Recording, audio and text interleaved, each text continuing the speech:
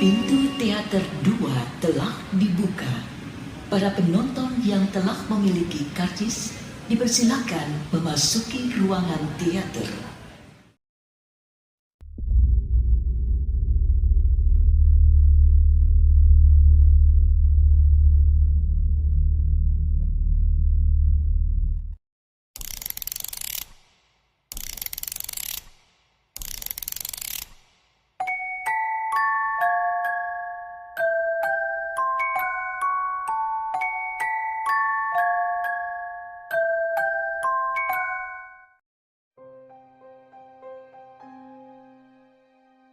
Assalamualaikum warahmatullahi wabarakatuh. Jumpa lagi dengan saya Aldi di channel Mereka Ada. Dimanapun kalian berada, semoga dalam kondisi sehat dan selalu diberikan kemudahan dalam menjalankan segala aktivitas. Episode bioskop Mereka Ada kali ini adalah kiriman cerita dari Mbak Vina tentang sebuah kisah yang ia alami pada sebuah rumah kos-kosan di daerah Sumatera Utara. Penasaran dengan ceritanya? Oke, tanpa banyak basa-basi lagi, mari kita mulai ceritanya.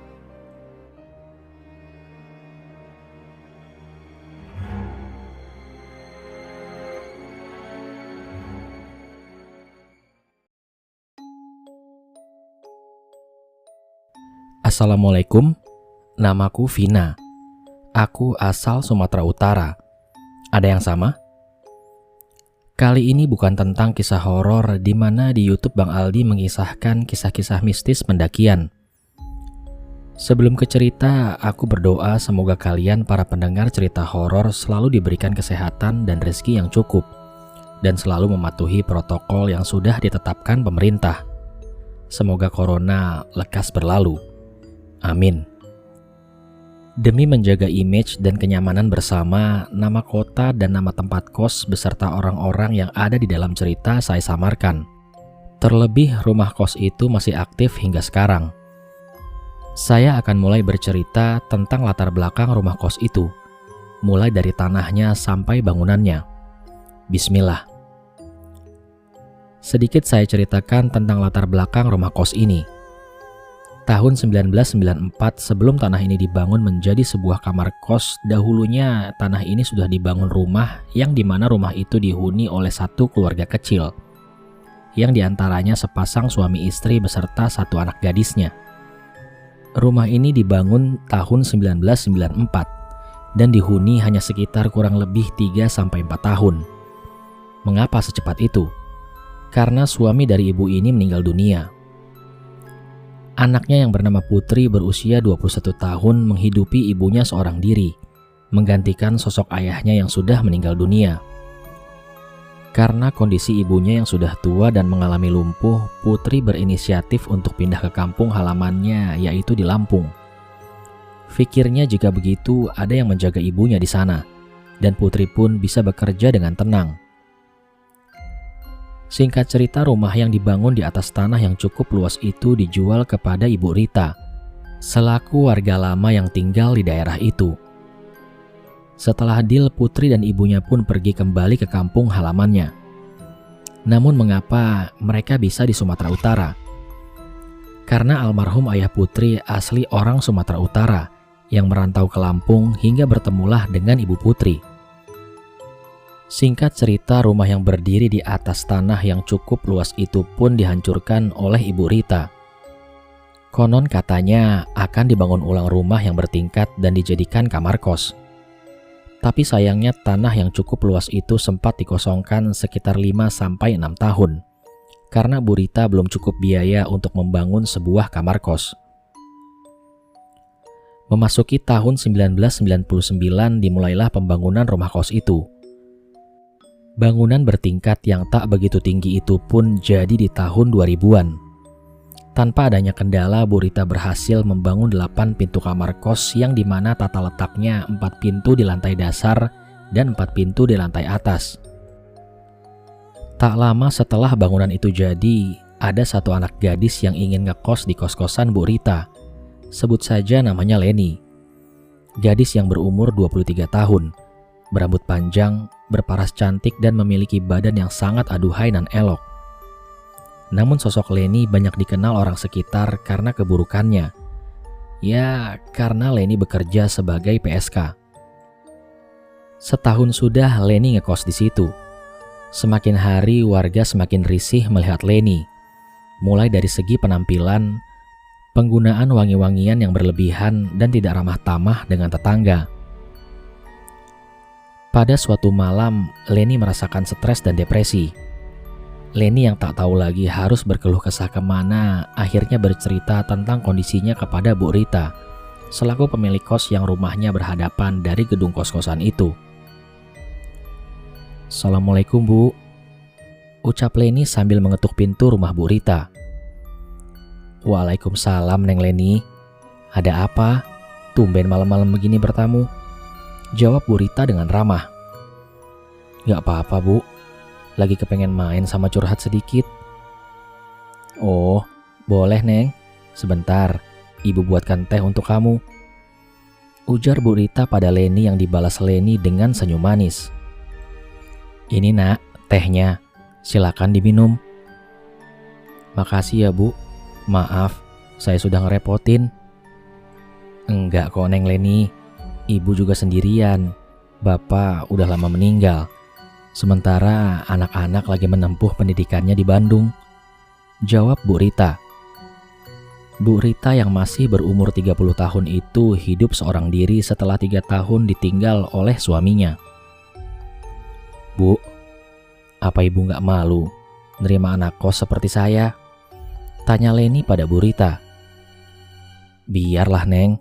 Orang-orang mau berkata apa tentang Neng Leni. Ibu sama sekali gak keberatan Neng Leni ada di kos-kosan Ibu. Bukan soal uang. Ibu tahu kamu seperti apa," ucap Bu Rita yang menenangkan Leni. Namun seketika Leni pun menangis. "Sudah, Neng, jangan nangis. Kalau boleh tahu kenapa Neng Leni kerja seperti itu?" tanya Bu Rita. Leni yang terdiam sesekali mengusap air matanya. Ia tak lagi sanggup untuk menjelaskan mengapa ia lebih memilih bekerja sebagai PSK. "Saya kerja seperti ini untuk ngobatin ibu saya dan nyekolahin adik-adik saya, Bu. Saya nggak tahu lagi harus kerja apa. Saya hanya tamatan sekolah menengah pertama. Bagaimana mungkin perusahaan bisa menerima saya di zaman seperti ini?" ucap Leni yang sambil menangis. "Saya sebenarnya juga nggak mau, Bu, kerja seperti ini. Bukan cuma fisik saya yang sakit, hati saya bagaikan disayat pisau. Saya harus menghidupi ibu dan adik-adik saya. Bapak saya sudah lama menikah lagi semenjak ibu sakit-sakitan," ucap Leni dengan penuh sesak. "Kalau ibu boleh tahu, emangnya ibu Leni sakit apa? Dan kamu berapa bersaudara? Terus kamu dari kota mana? Saya lupa kemarin kamu dari kota mana," tanya Bu Rita yang sedikit kasihan. "Saya dari kota A, Bu. Ibu saya udah 4 tahun lumpuh, sakit-sakitan, dan saya hanya 2 bersaudara," jawab Leni yang sambil mengusap air matanya. "Yang sabar ya, Neng. Semoga Allah membantu kamu kembali ke jalan yang benar."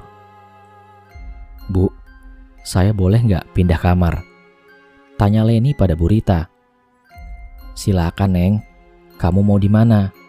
Kamar nomor 2, 3, 4, atau di atas?" jawab Bu Rita kepada Leni. Leni yang menempati kamar nomor 1 itu pun lebih memilih kamar nomor 8, paling ujung setelah melewati kamar 5, 6, dan 7. Karena di sebelah dinding kamar kos itu terdapat pohon besar yang rimbun dan dingin. "Kamu yakin, Neng, di kamar pojok? Baru kamu loh yang ngekos, belum ada yang lain. Emangnya kamu gak takut sendirian?" tanya Bu Rita pada Leni. "Enggak, Bu. Leni berani kok." Bu Rita yang sedikit gelisah karena takut ketika Leni merasakan stres dan depresi berat akan melakukan hal-hal yang tidak diinginkan, seperti bunuh diri. "Kamu yakin, Neng?" tanya Bu Rita sekali lagi untuk meyakinkan Leni. Leni pun hanya tersenyum pertanda ia akan baik-baik saja berada di kamar atas. Tak lama Bu Rita pun masuk ke kamarnya untuk mengambil kunci kamar kos yang bernomor 8 itu. Ini Neng kuncinya. Kapan kamu mau mindahin barang-barang? Malam ini juga Bu, jawab Leni. Besok pagi aja Neng, biar Ibu bantu. Gak usah Bu, Leni bisa sendiri. Lagian juga barang Leni gak banyak. Cuma kasur lipat, lemari plastik, sama galon air. Ya udah, ayo Ibu temani. Lagi-lagi Bu Rita menyodorkan bantuan kepada Leni. Gak usah Bu, Leni bisa sendiri. Ibu istirahat aja. Oh iya Bu, makasih ya udah izinin saya pindah kamar. Dan maaf sudah merepotkan Ibu malam-malam seperti ini. Gak apa-apa Neng. Kalau ada apa-apa atau minta bantuan jangan sungkan ya untuk minta bantuan Ibu. Leni pun tersenyum dan beranjak pergi meninggalkan Bu Rita untuk segera membereskan barang-barangnya dan pindah ke kamar nomor 8. Singkat cerita, tahun pun sudah berganti. Semakin hari, Leni semakin mendapat celaan dari warga sekitar. Ia dikatakan wanita tidak benar, pembawa sial, dan sebagainya. 2 bulan sejak kejadian itu pun Leni hamil. Warga sekitar tak ada yang tahu tentang kondisi Leni, melainkan hanya Leni, Tuhan, dan Bu Rita. Bu Rita sengaja menutupi aib Leni dari warga, apalagi dari tetangga terdekat, agar Leni tidak kembali dicela oleh para warga. Semakin lama perut Leni semakin membesar. Tetangga terdekat sampai warga sekitar pun mulai tahu. Cacian dan makian semakin hari semakin sakit didengar Leni. Terlebih mereka tahu kalau Leni sedang mengandung anak yang tak tahu siapa bapaknya. Beberapa waktu berselang, kosan itu mendapat tambahan penghuni 2 anak remaja, yaitu Rini dan Sela yang menempati kamar nomor 6 dan 7. Konon katanya di kamar atas itu lebih dingin dan suasananya lebih enak. Kelihatan pemandangan yang sangat alami. Rini dan Sela pun berkenalan dengan Leni yang sudah sedari sore duduk di depan kamar kosnya. Dan singkat cerita mereka pun akhirnya menjadi akrab dan cocok satu sama lain. Sampai pada akhirnya Leni mulai terbuka dengan Sela dan Rini. Entah Leni merasa nyaman dengan Rini dan Sela, atau memang Leni sudah tidak tahan lagi dengan apa yang ia rasakan dan segera ingin mengeluarkan unek-uneknya. Rini dan Sela pun sudah mengetahui tentang diri Leni, tapi mereka berdua berjanji tidak akan pernah meninggalkan Leni yang sudah benar-benar dianggap sebagai teman dekatnya. Sabar ya Mbak, kita berdua akan selalu ada buat Mbak, ucap Sela yang sambil memeluk Leni. Iya Mbak, kita saudara, kita siap membantu kok, timpal Rini. 5 bulan berlalu, perut Leni semakin membesar. Tak terasa beberapa bulan lagi Leni akan melahirkan. Tapi apa yang terjadi kemudian sungguh di luar dugaan. Leni melakukan bunuh diri dengan gantung diri di kamarnya. Hal itu diketahui oleh Sela yang ingin meminjam charger handphone. Waktu itu pintu kamar tidak dikunci oleh Leni. Sehingga Sela yang sedari lama mengetuk pintu kamar Leni yang tak kunjung dibuka memberanikan diri untuk membukanya. Astagfirullah, Mbak, ya Allah, teriak pecah dari Sela. Rini yang di malam itu sedang keluar dengan pacarnya pun langsung ditelepon oleh Sela. Ayolah Rin, angkat teleponku Rin, angkat. Halo Sel, kenapa? Sahut Rini di ujung telepon. Rin, balik Rin, Mbak Leni. Kenapa Mbak Leni? Udah deh, lu buruan balik ke kosan sekarang. Iya, tapi ada apa Sel? Mbak Leni mau ngelahirin. Bukannya masih ada waktu beberapa bulan lagi? Bukan Rin, Mbak Leni bunuh diri, ucap Sela dengan penuh panik. Hah? Apa? Iya, aku balik sekarang. Kamu sekarang turun terus ke rumah Bu Rita. Segera Sel, sahut Rini di ujung telepon. Tak pakai lama, Sela mematikan teleponnya dan kemudian bergegas lari ke rumah Bu Rita. Assalamualaikum Bu, ucap Sela dengan tergesa-gesa. Waalaikumsalam, ada apa Neng Sela? Sampai tergesa-gesa gitu? Tanya Bu Rita yang juga terlihat panik melihat Sheila yang lari tergesa-gesa. "Mbak Leni, Bu, bunuh diri." Seketika Bu Rita pun terkejut dan segera meletakkan teh yang sedang ia minum ke meja dan berlari ke rumah Pak RT sebagai saksi dari kejadian ini. Gedung kos-kosan itu sudah ramai dikerumuni warga, tetangga sekitar, dan polisi untuk melihat penurunan jasad Leni yang sudah dari tadi bergantung dan tak bernyawa. Rini pun sampai di kosan dan menanyakan hal itu, mengapa dan bagaimana bisa terjadi. Namun herannya masih saja ada warga yang mencibir, mencaci dan menghina almarhum Leni tepat di depan jasadnya.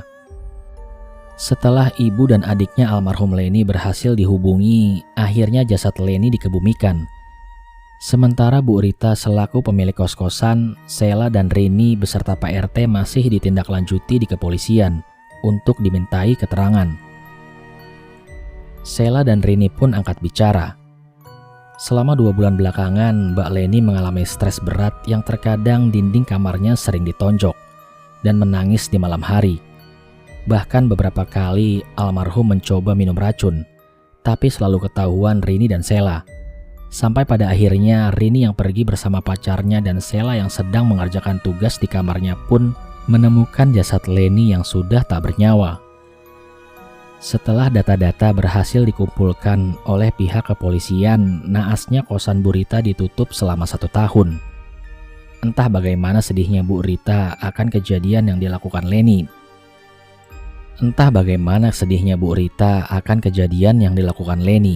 Dan tentunya penutupan gedung kos itu. Dan baiknya Bu Rita menyuruh Sheila dan Rini tinggal di rumahnya. Kejadian 2007 itu membuat warga gempar. Setelah meninggalnya Leni, banyak hal-hal yang tak terduga pun terjadi. Mulai dari kos yang seperti terbakar lenyap dimakan api, penampakan sosok Leni dan bagaikan rumah hilang ditelan tanah. Pihak kepolisian yang memutuskan menutup kos itu selama 1 tahun, namun Bu Rita memutuskan untuk menutupnya lebih dari 1 tahun. 2007 berlalu. Sekarang 2014. Apa kamu sudah tenang? Besar harapanku kamu sudah tenang. Tapi ternyata aku salah. Kamu semakin menjadi-jadi. Sekarang kamu lebih banyak menyusahkan orang. Sebenarnya apa yang kau inginkan? Ingin membalas dendam atas perkataan orang-orang yang sudah pernah menyakiti hatimu. Semuanya sungguh di luar nalarku. Pertengahan 2014 kosan kembali dibuka. Waktu itu warga kebanyakan sudah pindah rumah. Ada yang keluar kota, provinsi, bahkan negara. Penduduk di desa itu tidak terlalu banyak. Waktu itu kurang lebih hanya 7-10 kakak. Termasuk Bu Rita selaku warga lama yang tinggal di situ sejak tahun 90-an. Di kosan yang kembali dibuka, teman sekolahku beserta bapak dan ibunya ngekos di kos milik Bu Rita. Jadi aku berikan sedikit gambaran tentang gedung kos itu. Kosannya memang hanya 8 pintu kamar, tapi aslinya kosan itu mewah dan kamarnya cukup besar. Ada ruang tamu, disusul 1 kamar tidur seluas 3 x 3 meter, dan juga dapur dan kamar mandi. Ke-7 kamar itu sudah terisi penuh mulai dari anak kuliahan, temanku dan keluarganya, orang yang perantau bekerja di kotaku dan pasangan suami istri yang baru saja menikah. Pagi itu burung menari di atas atap kamarku. Kulihat mereka sedang bernyanyi riang menyambut terbitnya matahari. Kilauan emas bagaikan pintu surga mulai menampakkan cahayanya. Perlahan cahaya itu masuk ke sela-sela jendela kamarku. Pertanda malam sudah pergi. Udah pagi ya, Bu, ucapku ketika bangun tidur. Kulihat ibu beres-beres kamarku. Anak gadis sudah bangun, ucap ibuku yang sedang menyapu kamarku. Iya, Bu. Oh iya, Bu, ntar siang aku izin main ke kosan temanku yang ada di blok sebelah, ucapku meminta izin. Ya sudah, tapi makan dulu. Habis itu jangan lupa cuci piring, tegas ibuku. Iya Bu, iya. Jawabku sambil duduk. Rasanya ingin sekali aku kembali tidur. Tapi bagaimana mungkin bisa? Aku punya janji dengan Rara dan Kak Mega. Rara dan Kak Mega adalah temanku. Rara teman sekelasku, sementara Kak Mega kenal ya dari Rara. Karena Kak Mega ngekos di situ, di kamar nomor 7 bersebelahan dengan kamar nomor 8. Di mana-mana anak SMP mainnya ya sama anak SMP. Sementara teman SMP yang terdekatku hanya Rara, selebihnya yang lebih dewasa dari aku. Seusai aku makan, tak lupa aku mencuci piring, sesuai dengan permintaan ibu. Setelah selesai nyuci piring, aku bergegas untuk mandi. Dan setelah selesai mandi, aku menelpon Kak Mega. Halo, Kak Mega, lagi di mana? Ucapku dalam telepon. Lagi di kamar nih, sama Rara juga. Nungguin kamu, Vin. Jawab Kak Mega. Bentar lagi aku ke sana, tapi aku mampir dulu ke Indomaret. Mau beli jajanan ringan. Tapi aku bawa laptop nih, biar ada tontonan. Aku udah banyak download film horor. Ya udah Vin, hati-hati ya. Jawab Kak Mega. Telepon pun mati. Aku segera keluar dari kamar dan mengambil kunci motorku. Tak lupa aku berpamitan dengan ayah dan ibu. Mbak, kamu gak makan dulu? Teriak ibu padaku. Nanti aja deh Bu, di sana. Jawabku yang sambil memanaskan motor. Sebentar Mbak, ibu bawain makanan, biar kalian makan di kosan Mbak Mega. Ucap ibuku sembari menuangkan beberapa sayuran dan tak lupa dengan lauk pauknya. Setelah ibuku memberikan bekal, aku pun berangkat. Siang itu motorku terasa sangat berat, seperti sedang membawa barang 100 kilo. Gila nih motor, berat amat sih. Dosa apa lu, Meng? Ucapku dalam hati kepada Memeng. Memeng adalah nama panggilan motor metikku. Di tengah teriknya matahari siang itu, tak sengaja aku lihat ada sosok pocong yang duduk di belakang motorku. Waduh, sakit jiwa nih pocong. Mukanya hitam, bau, mana panas terik, doyan amat keluyuran. Gerutuku dalam hati. Segera aku tancap gas motorku agar lekas sampai ke kosan Kak Mega. Dan setelah aku sampai di depan gang untuk memasuki kosan, tak lagi kurasakan beratnya motorku, dan pocong itu pun sudah pergi. Sesampainya aku di kosan itu, kuparkirkan motorku tepat di sebelah pohon besar itu, dan bergegas naik ke atas menemui kedua temanku. Tapi belum aku naik, aku mendengar suara jeritan minta tolong tepat di kuping kananku. Seketika kupingku terasa panas.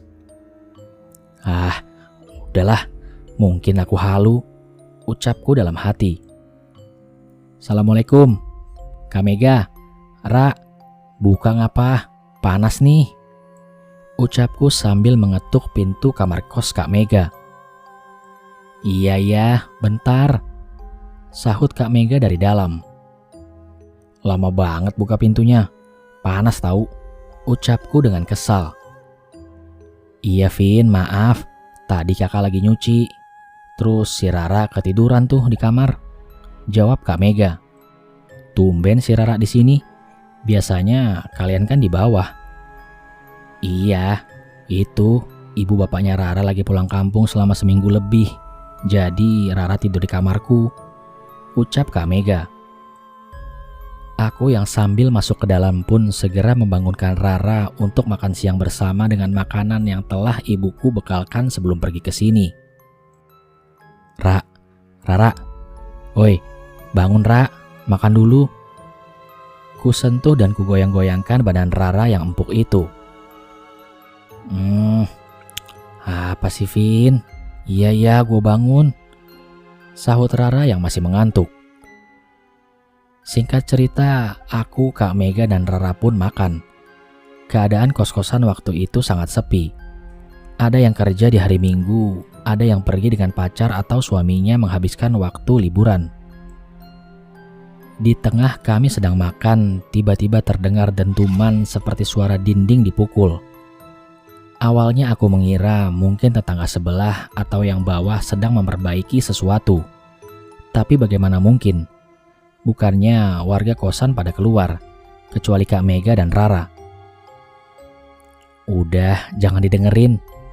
Udah hal biasa itu. Iya kan, Ra? Ucap Kak Mega kepadaku dan matanya mengarahkan kepada Rara. Aku yang bisa merasakan mereka-mereka yang tak kasat mata hanya diam, berharap itu makhluk lain, bukan jin, arwah, atau sebagainya yang berwujud Mbak Leni. Waktu semakin sore, makan pun sudah selesai, piring sudah bersih dicuci, saatnya menonton film horor. Kak Mega pun menyuruhku dan Rara untuk masuk ke dalam kamar. Seperti biasa, aktivitas kami lebih banyak di kamar. Pukul 3 sore kulihat hanya aku yang menonton film horor ini. Ternyata sedari tadi Kak Mega dan Rara pun tertidur. Dasar bocah doyan molor, gerutuku dalam hati. Karena filmnya berdurasi 3 jam dan tinggal beberapa menit lagi, aku pun melanjutkan menonton filmnya sampai habis. Aku yang hanya menonton sendiri, samar-samar ku dengar suara tangisan layaknya seorang perempuan yang menangis. Aku pun masih positive thinking. Mungkin ada adegan nangis di film horor ini. Dan tak lama film pun habis. Ku matikan laptopku dan kulihat jam di HP sudah menunjukkan pukul 16.00. Waduh, udah sore aja nih, ujarku dalam hati. Kulihat mukena Kak Mega ada di depanku. Aku pun bergegas ke kamar mandi untuk mengambil wudhu. Dan saat aku melewati lorong menuju kamar mandi, aku mendengar suara isak tangis seorang perempuan dan dibarengi suara tangis anak bayi. Aku pun mencoba mengabaikannya. Mungkin Kak Mega sudah bangun dan menonton film horor yang tadi ada di laptopku. Setiap aku membasuh bagian tubuhku, aku mendengar suara. Tolong lepaskan tali di leherku. Astagfirullah. Aku pun mempercepat wudhuku. Waktu aku melewati kamar, kulihat Kak Mega dan Rara masih tertidur pulas. Setelah aku selesai sholat, aku keluar dari kamar kos Kak Mega untuk sekedar melihat pemandangan dari lantai 2 bangunan kos ini. Namun tiba-tiba saja aku mendengar suara jeritan. Tolong aku, tolong anak yang ada di kandunganku. Aku pun terkejut. Suara siapa itu? Apa itu suara Mbak Leni? Karena posisi aku berdiri tepat di depan pintu kamar nomor 8. Kulihat samar-samar dari jendela kamar nomor 8 itu ada sesosok wanita berdiri, berambut panjang dan badan yang putih melebihi kapas. Kupalingkan pandanganku ke arah pohon. Dan benar saja, kulihat samar-samar seorang perempuan yang sedang menggoyang-goyangkan kakinya di atas pohon itu. Astagfirullah, sore-sore begini ada demit. Biar sedikit aku jelaskan tentang kondisiku. Konon katanya, sedari aku kecil aku sudah punya penjaga di mana sosok itu seperti harimau putih dan hitam. Katanya sih sepasang kekasih yang berwujud kakek dan nenek. Aku tak cukup kuat untuk membuka komunikasi dengan makhluk-makhluk tak kasat mata. Hanya bisa melihat, mendengar, dan merasakan kehadiran mereka. Sosok yang kulihat di atas pohon kini menghilang dan semua menjadi hening.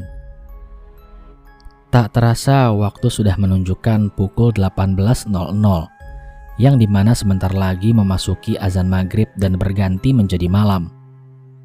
Kulihat Kak Mega dan Rara sudah bangun, bahkan sudah mandi. Begitupun aku yang menyusul untuk mandi.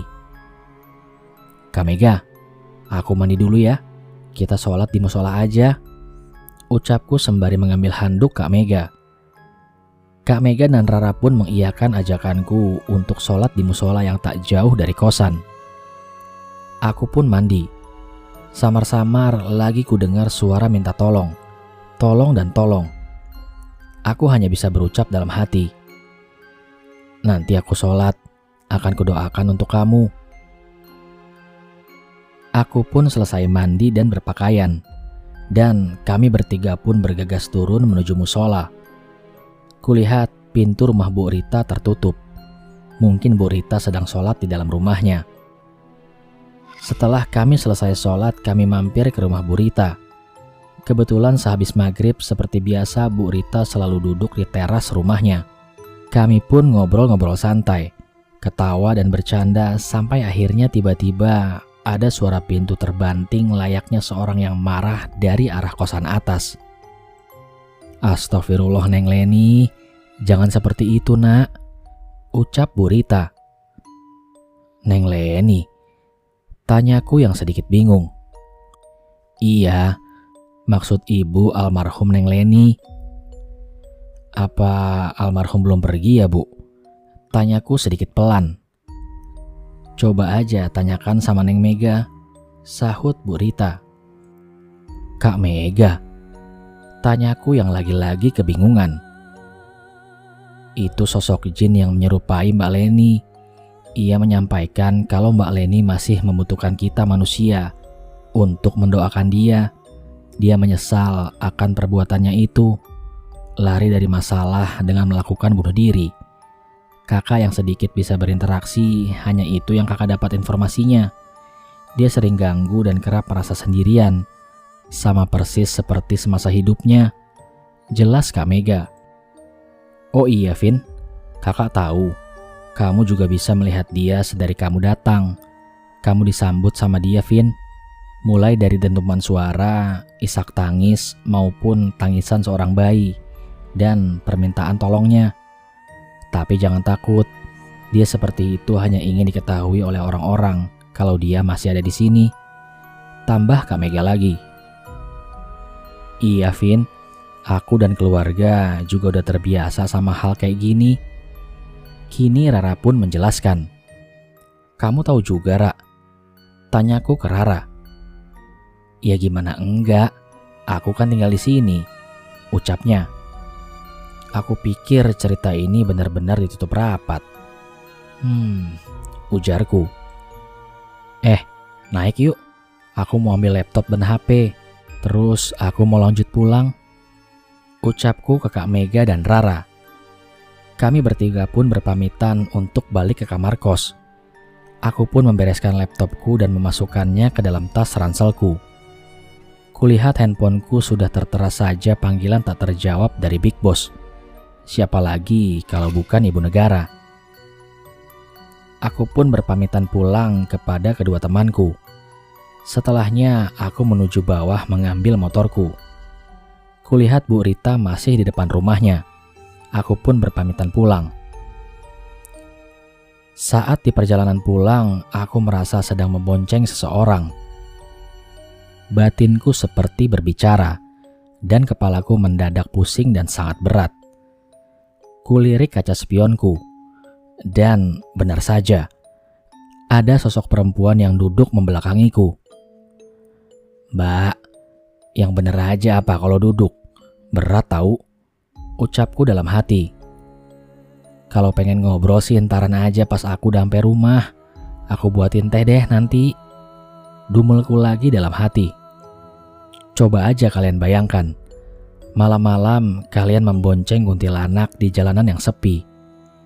Dan sesampainya aku di rumah, tak lupa aku pencet remote pintu gerbangku itu. Setelah pintu gerbang terbuka, sudah kulihat saja ibu dan ayah beserta adikku duduk di ayunan pohon mangga. Sepertinya sih mereka sedang menungguku. Jadi rumahku itu bersebelahan dengan pabrik. Alias rumahku seperti di dalam gudang gitu. Dikelilingi dinding yang menjulang tinggi dan pintu akses keluar masuk yang cukup besar dan tinggi, yang pastinya sangat seram. Ada ibu sama ayah kesayangan. Lagi pada ngapain kalian di bawah pohon? Ucapku sembari melawak, yang jelas karena aku takut dimarahi karena pulang kemalaman. Kulihat masih ada karyawan yang masih bekerja di dalam pabrik. Dan ayahku pun menuju pabrik untuk mengunci semua pintu-pintu. Karena beberapa menit lagi adalah jam pulang pabrik, pukul 12 malam. Aku pun mengajak ibu dan adikku untuk masuk ke dalam rumah, dan aku pun segera masuk kamar untuk mengganti pakaianku. Namun tiba-tiba pintu lemari kamarku terbuka dengan sendirinya, dan terus tertutup lagi dengan cara dibanting. Allahu Akbar, ucapku karena terkejut. Aku pun bergegas ke kamar mandi untuk mencuci mukaku. Dan setelah aku selesai mencuci mukaku, aku pun langsung beranjak ke atas kasur untuk tidur. Aku bermimpi di malam itu. Aku sedang jalan-jalan mengelilingi kosan bersama wanita hamil. Tapi siapa dia? Kenapa sepanjang perjalanan di mimpiku itu ia menangis dan kulihat samar-samar lehernya terikat tali? Tiba-tiba aku mendengar suara tertawa layaknya suara kuntilanak yang sangat memekakan telinga. Seketika saja aku pun terbangun dari tidurku. Kulihat matahari sudah menampakkan terangnya. Gila, mimpi apaan ya? Serem amat, gumamku dalam hati. Aku pun bangun dan seperti biasa aktivitas olahraga pagi. Bermain badminton, basket, dan duduk santai sebentar. Sisanya membantu ibu beres-beres rumah. 1 minggu kemudian, aku diberi kabar oleh temanku Rara kalau Kak Mega kerasukan. Sudah 1 minggu katanya. Sering keluar masuk kamar tengah malam, bahkan hampir melompat dari lantai atas. Malam itu pun aku bergegas pergi ke kosan mereka. Aku minta izin dengan orang tuaku agar diperbolehkan bawa motor malam-malam. Ku pakai hijab dan jaket. Ku hidupkan si Memeng, motor kesayanganku, dan ku gas menuju kosan Bu Rita. Sesampainya aku di sana, kulihat kamar kos Kak Mega dipenuhi warga kosan. Bu Rita yang menangis tak henti-henti itu pun membuat semuanya menjadi panik. "Ra, ada apa?" tanyaku ke Rara. "Sosok Mbak Leni sering masuk ke dalam tubuhnya Kak Mega, Vin," ucap Rara dengan mulut gemetaran. Aku pun menghampiri badan Kak Mega. "Assalamualaikum. Siapa yang ada di dalam badan ini?" tanyaku ke arah Kak Mega. Mata Kak Mega melotot. Matanya seperti ingin keluar, dan tangannya menggenggam erat seperti terkena step. Kebetulan kuku jari Kak Mega panjang sehingga di saat dia kerasukan, telapak tangannya terbuka karena genggaman itu. "Pergi kalian, pergi. Anak ini akan ikut denganku agar aku mempunyai teman di sana," ucap makhluk yang ada di badan Kak Mega.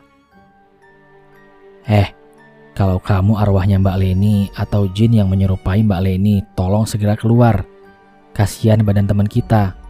Bukannya kamu sering bercerita dengan Mega? Bukankah kamu sayang sama Mega? Kalau begitu kebenarannya, mengapa kamu lakukan hal ini? Ucapku pada sosok itu. Kubacakan ayat suci Al-Quran dan meminta tolong kepada Rara untuk mengambilkan air putih. Lalu kuusapkan di kepala Kak Mega. Lantas Kak Mega pun sadar. Kemudian sosok ini memasuki badan anak kos lainnya. Aku pun kewalahan waktu itu. Segera aku telepon guru ngajiku untuk membantuku di sini. Ternyata tidak satu makhluk, melainkan banyak. Bermacam-macam sosok yang memasuki tubuh anak kos, bukan hanya perempuan. Mereka juga merasuki tubuh seorang laki-laki. Kosan mulai dipenuhi oleh warga. Karena suasananya juga panas, tak ada angin semilir yang seperti malam-malam biasanya. Terpaksa aku dan Pak RT mengambil himbauan untuk warga supaya pulang ke rumahnya masing-masing. Di sini tinggallah aku, Pak RT, Bu Rita, dan Rara, dan Pak Ustadz yang baru saja datang, yang masih kewalahan untuk mengeluarkan jin-jin yang sudah berhasil memasuki tubuh penghuni kos. "Mohon maaf Pak, kalau yang satu dikeluarin tapi menjalar ke yang lain kayaknya percuma Pak," ucapku pada Pak Ustadz. "Gimana kalau mereka kita ungsikan di kamar nomor 8 untuk meminta kepastian apa maunya makhluk-makhluk itu?" seruku lagi pada Pak Ustadz. Lalu Pak Ustadz, Pak Pak RT, Bu Rita, dan Rara menyetujuinya. Kak Mega dan warga kos lain pun kami masukkan ke dalam kamar nomor 8. "Terus apa yang kita lakukan sekarang, Nak?" tanya Bu Rita sambil menangis. "Bu, sembari menunggu guru ngaji saya datang ke sini, mari kita isi setiap sudut ruangan ini," ucapku pada semua. "Diisi kayak gimana, Nak?" sahut Pak RT. "Ada 4 sudut dalam ruangan ini. Mari kita duduki setiap sudut ruangan ini," suruhku pada yang lain. Setelah kami melakukan itu, aku meminta Bu Rita untuk mengambilkan garam dan air minum. Setelah itu kami membacakan ayat suci Al-Quran di dalam ruangan ini. Setelah kami selesai membaca ayat-ayat suci, aku pun menaburkan garam kepada mereka yang sedang kerasukan, beserta menyiramkan air dari luar kamar. Hanya cara itu yang bisa aku lakukan untuk pemagaran sementara. Tujuannya agar tidak ada makhluk lain yang masuk ke dalam kamar ini dan membuat suasana semakin ricuh. Beberapa waktu kemudian guru ngajiku pun datang dengan membawa beberapa santrinya. "Ada apa, Nak?" ucap Pak Kiai. "Kuharap Pak Kiai sudah mengerti akan kejadian tahun 2007 itu," ucapku pada Pak Kiai. Pak Kiai pun duduk bersila dengan didampingi anak-anak santrinya. Sesekali kulihat mereka memainkan tasbihnya. Aneh, benar-benar aneh. Angin berhembus kencang seakan pertanda akan hujan. Tapi lebih anehnya hanya pohon besar yang berada di samping kosan itu saja yang kerap bergoyang. Bahkan dedaunan sampai rantingnya pun patah. Orang-orang yang kerasukan itu bagaikan zombie, merangkak, berlari ke sana kemari, bahkan ada yang jatuh pingsan. Aku, Pak Ustadz, Pak Kiai, dan Pak RT berusaha sekuat mungkin mengeluarkan makhluk-makhluk ini dari tubuh temanku dan warga kosan lainnya. 1 jam pun berlalu. Mereka semua pun akhirnya sadar, sementara Kak Mega masih pingsan. Pak Kiai pun memanggilku dan menyuruhku membantu pemagaran pada wilayah kosan ini. Sementara Pak Ustadz dan Pak RT menyuruh Bu Rita untuk memanggil tukang pemotong pohon besok, agar tempat ini dibersihkan secara gaib maupun nyata. Pak RT sebenarnya sudah lama ingin membersihkan tempat ini yang kerap banyak makhluk yang mengganggu warganya. Tapi apalah daya, Pak RT segan kepada Bu Rita. Pak Kiai dan aku beserta Pak Ustadz pun selesai melakukan pemagaran gaib. Santri Pak Kiai diperbolehkan untuk pulang, sementara Pak Kiai menginap di kosan ini.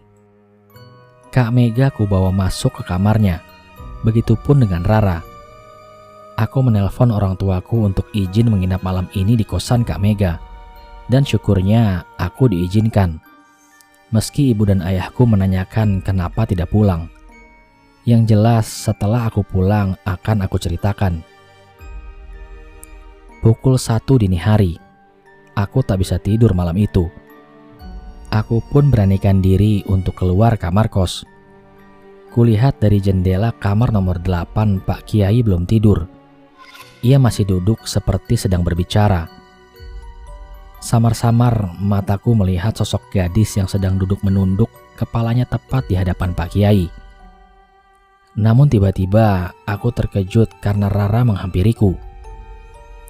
"Astaga Rara, kamu buat aku jantungan," ucapku dengan kesal. Maafin, aku gak bisa tidur. Aku lihat kamu keluar kamar. Aku kira kamu mau nonton TV, gak taunya di luar. Kamu ngapain ngintip-ngintip kamar kos nomor 8? Ayo, ucap Rara. Shh, coba sini deh, kamu lihat, ada apa? Ucapku sambil menarik tangan Rara. Cuma Pak Kiai doang yang lagi duduk, jawab Rara yang sepertinya tak melihat apa-apa selain Pak Kiai. Kamu gak ngeliat ada perempuan berambut panjang lagi duduk sambil menghadap Pak Kiai? Tanyaku ke Rara. Enggak tuh. Ya elah Vin, kita mah beda sama kamu. Kamu kan emang bisa ngeliat mereka yang gak kelihatan. ucap Rara dengan kesal dan aku pun hanya tersenyum. Tiba-tiba kami mendengar Kak Mega berteriak, "Tolong, tolong aku, lepaskan tali di leherku," ucap Kak Mega. Aku dan Rara berlari masuk ke kamar Kak Mega disusul oleh Pak Kiai. Allahu Akbar, Kak Mega. Ku tepuk perlahan pipi Kak Mega. Rara pun mencoba melepaskan tangan Kak Mega yang sedari tadi sedang mencekik lehernya sendiri. "Kak, sadar Kak, lepasin tangan kakak," ucap Rara yang panik. "Udah, lepasin aja dia, biarin," ucap Pak Kiai mendekati kami. Aku dan Rara pun menjauh dari Kak Mega. Kemudian Pak Kiai berjalan menuju Kak Mega dan berkata, "Bukannya kita tadi sudah ngobrol?" Aku pun merasa aneh. Apa benar sosok yang kulihat bersama Pak Kiai adalah wanita yang sedang merasuki Kak Mega? "Tolong aku tersiksa," ucap makhluk yang ada di tubuh Kak Mega. Aku dan Rara pun menghampiri Pak Kiai dan bertanya apa benar sosok yang masuk di dalam Kak Mega adalah sosok Leni. Tiba-tiba Kak Mega ingin mencekik Rara. Dengan sigap Pak Kiai pun memegang Kak Mega dan berusaha mengeluarkan sosok ini. Dan seketika saja Kak Mega pun jatuh pingsan. Keesokan paginya Bu Rita naik ke kamar kosan dan memberikan kami makan. Kulihat Pak Kiai sedang berada di rumah Bu Rita. Aku, Kak Mega dan Rara pun sarapan. Dan setelah selesai sarapan, aku bergegas pulang untuk membereskan buku-buku sekolah. Karena 2 hari lagi aku akan masuk sekolah setelah libur panjang ini. Aku pun berpamitan dengan Kak Mega dan Rara. Kulihat ibu bapak Rara sudah ada di bawah, pertanda mereka sudah balik dari kampung. Entah apa jadinya Kak Mega jika Rara ikut pulang kampung bersama orang tuanya. Apakah Kak Mega korban bunuh diri juga nantinya karena hasutan makhluk itu? Aku bergegas turun, tapi tiba-tiba aku dipanggil oleh Pak Kiai yang sedang ngobrol dengan Bu Rita. "Nak, sini," ujar Pak Kiai. Iya Pak." Dan aku pun menghampirinya.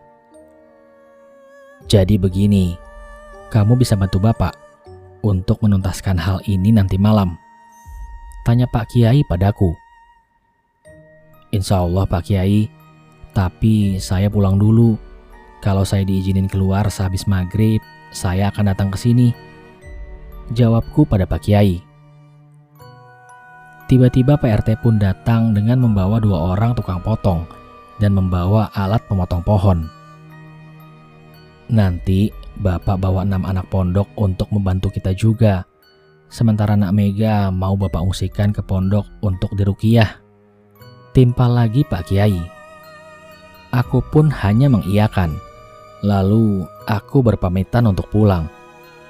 Tak lupa bersalaman dengan Pak Kiai, Bu Rita dan Pak RT. Sesampainya aku di rumah, aku bertemu dengan ibu dan adikku. "Tumben Mbak nginep?" tanya ibuku. Dan aku pun menceritakan semuanya yang terjadi tadi malam. Setelah selesai mandi, aku pun minta izin lagi dengan orang tuaku untuk kembali ke kosan Kak Mega dan Rara sehabis maghrib. Dan aku pun diizinkan dengan syarat malam ini juga harus pulang. Aku pun segera tancap gas ke kosan Bu Rita setelah sholat maghrib. Setelahnya aku sampai di depan jalan kosan Bu Rita, kulihat mereka masih menarik batang pohon itu untuk diungsikan ke pabrik kayu.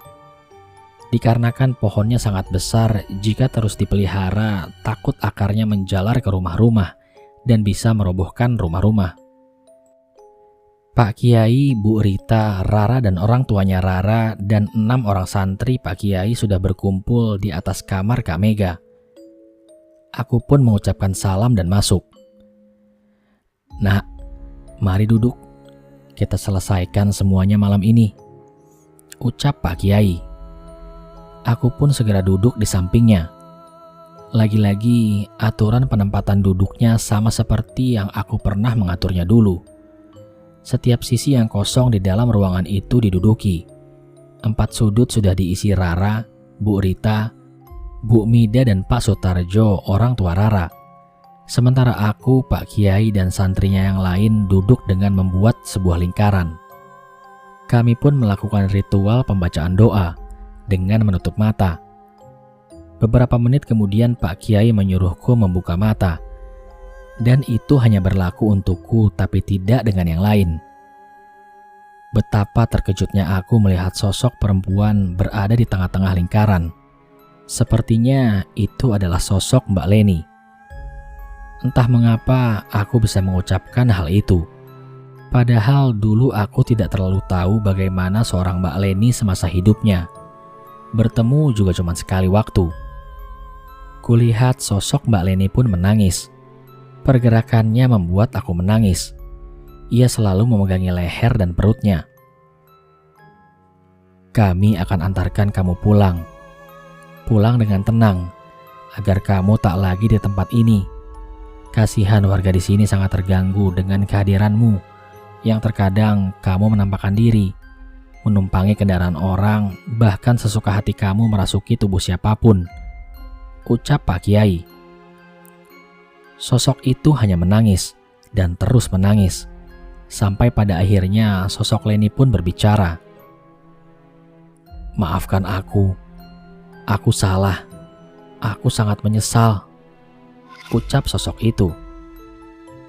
Pak Kiai pun tiba-tiba berkata, jangan ada yang membuka mata kecuali Pak Kiai dan aku. Aku akan pergi, tapi tolong setelah aku tenang, jangan lagi para manusia mencelaku. Jangan lagi mereka mengata-ngataiku, ucap sosok Leni. Tiba-tiba sosok tersebut pergi dan menghilang. Lalu Pak Kiai pun menyuruh semuanya untuk membuka mata. Mari kita doakan almarhumah. Saya rasa ini adalah perantara jin yang menyerupai almarhum Leni, bahwa Leni tersiksa di sana, ujar Pak Kiai pada kami semua. Kami pun berdoa. Setelah kami berdoa, betapa terkejutnya kami semua melihat cahaya dari luar, dan di dalam cahaya itu ada sesosok Leni yang sedang melambaikan tangannya dan mengucapkan terima kasih. Aku kira hanya aku dan Pak Kiai saja yang melihat. Ternyata Bu Rita, Rara, dan keluarganya pun melihat semua. Dan akhirnya kami pun bisa menuntaskan hal ini. Aku pun akhirnya pulang, dan sesampainya aku di rumah, aku langsung tertidur. Aku bermimpi, sosok Mbak Leni menghampiriku, mengelus kepalaku dan mengucapkan, terima kasih sayang, berkatmu dan teman-temanmu aku sudah merasa ikhlas dan tenang. Lalu keningku pun dicium. Aku pun terbangun dan kulihat masih jam 1 malam. Aku pun melakukan sholat tahajud dan memberikan doa untuk almarhumah Mbak Leni. Tahun 2019, aku dan keluargaku meninggalkan kota A. Aku pindah rumah ke kota B dengan alasan ayahku membangun pabrik di kota B. Pabrik di kota A sudah pindah tangan. Mau tak mau, aku pun akhirnya pindah sekolah. Setelah kejadian itu, aku kira gangguan-gangguan makhluk bakal selesai. Tapi nyatanya aku salah. Kerap kali aku diajak berkomunikasi, bahkan sampai ketindihan. Lain waktu apabila diizinkan lagi oleh Bang Aldi, saya akan menuliskan kisah horor saya lagi untuk dibacakan di channel Mereka Ada. Kalau ada yang nanya Mbak Sela dan Mbak Rini, terus gimana kabarnya? Jadi setelah mereka tinggal di rumah Bu Rita sewaktu kontrakan ditutup 1 tahun oleh pihak kepolisian, mereka berdua hanya bertahan selama 2 bulan di rumah Bu Rita. Karena masing-masing dari mereka memutuskan untuk menikah. Jadi mereka pulang ke kampung halamannya masing-masing. Sementara Rara dan keluarganya pergi ke luar negeri bekerja di sana. Kalian pasti tahu dong, kebanyakan WNI merantau ke negara sebelah. Dan Kak Mega kabarnya sekarang sudah di Sumatera Barat, memiliki suami dan 2 orang anak. Kabar Bu Rita yang saya tahu tahun 2020 kemarin ia sudah menutup usia. Aku lupa bulan berapa. Dan yang mengurus kosan sekarang adalah anaknya Bu Rita, Mas Fajar dan istrinya. Sementara anak kedua Bu Rita yang bernama Mas Budi masih bekerja di salah satu rumah sakit yang profesinya sebagai dokter.